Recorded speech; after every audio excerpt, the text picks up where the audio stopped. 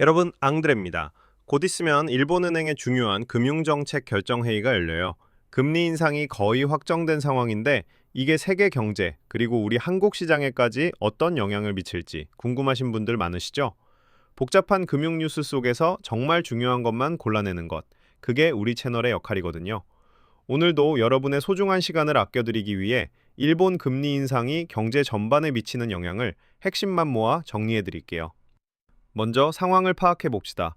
12월 18일부터 19일까지 일본은행이 금융정책 결정회의를 열어요. 여기서 기준금리를 25 베이시스 포인트 인상할 가능성이 매우 높습니다. 왜냐고요? 일본의 물가가 3%를 넘어섰거든요.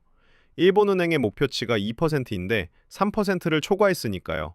게다가 엔달러 환율도 155선을 넘으면서 수입 물가 상승 압력도 크니까 금리 인상이 피할 수 없는 상황이 된 거예요. 전문가들은 이번 12월 인상 이후 내년까지 총 두 차례 더 인상할 것으로 전망하고 있어요. 이게 얼마나 큰 변화인지 아시나요? 지난 7월 이후 무려 17개월 만에 금리 인상이니까요. 그럼 이게 시장에 어떤 영향을 미칠까요?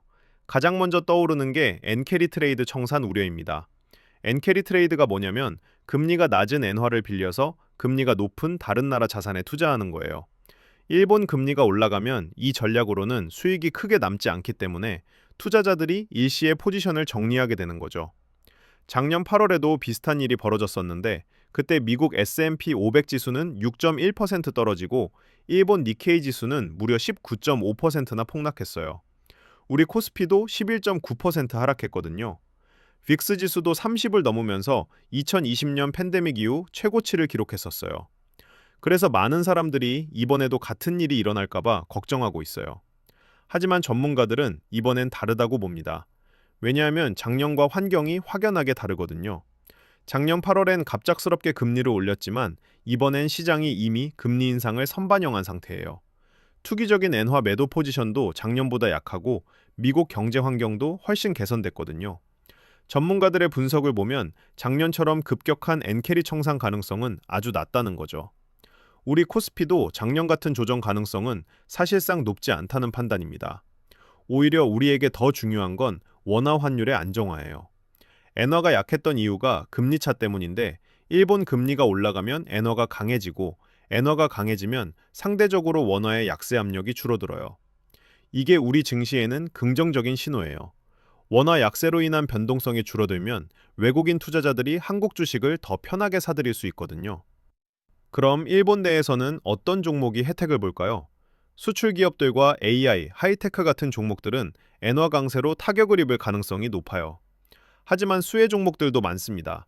가장 먼저 은행주죠. 금리가 올라가면 은행들이 대출 금리를 올릴 수 있으니까 수익이 늘어나요. 메가뱅크는 물론이고 리소나 홀딩스 같은 지방은행들도 주목할 만합니다. 손해보험회사들도 혜택을 봐요. 왜냐하면 그들이 보유한 채권 가치가 올라가거든요. 여기서 중요한 투자 포인트가 있어요. 금리 인상 전후에는 시장이 과도하게 반응해서 호실적 기업까지 일시적으로 매도되는 경우가 있다는 거죠. 그 타이밍이 바로 절호의 저가 매수 기회가 될 수 있다는 뜻입니다. 섹터별 명암을 이해하고 있다면 금리 인상은 주가 하락의 공포가 아니라 오히려 수익 창출 기회로 바뀔 수 있다는 거예요. 결론적으로 일본은행의 금리 인상은 분명 글로벌 시장에 영향을 미치지만 작년 같은 급격한 시장 혼란은 가능성이 낮다는 게 전문가들의 의견입니다. 오히려 우리 한국 입장에서는 원화 환율 안정화로 인해 외국인 투자 유입이 늘어날 가능성도 있어요. 그리고 각 시장에서 금리 인상의 수혜 종목과 피해 종목을 명확하게 구분해서 투자한다면 이번 변화를 기회로 삼을 수 있을 거라는 뜻입니다. 앙드레와 함께 글로벌 경제의 흐름을 정확하게 읽어보세요. 좋아요와 구독 부탁드립니다.